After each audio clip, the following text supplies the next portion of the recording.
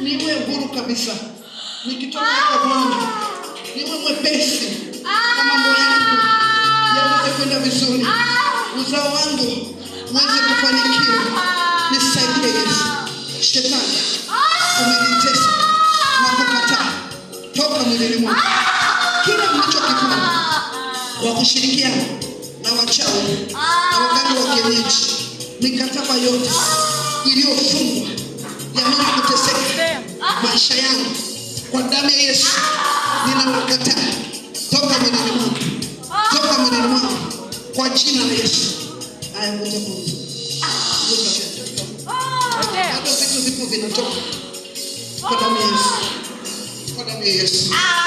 Kwa damu ya Yesu. Giza na kuita. Giza na kuita. Uliyetesa uzao wa huyu mwanamke. Umetesa mafanikio yake.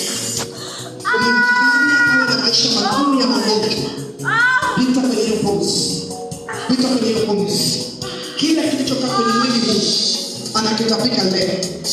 Kila kilicho alicholishwa na wachawi kwenye ndoto, nyama za kichawi alizolishwa, maagano ya kichawi yaliyolishwa, vifungo vya nguvu za giza, namna walivyomchukua na kumpesa, kwa damu ya Yesu ninamkomboa, ninamkomboa, ninamkomboa, ninamkomboa, ninamtoa kwenye haya mateso kwa damu ya Yesu.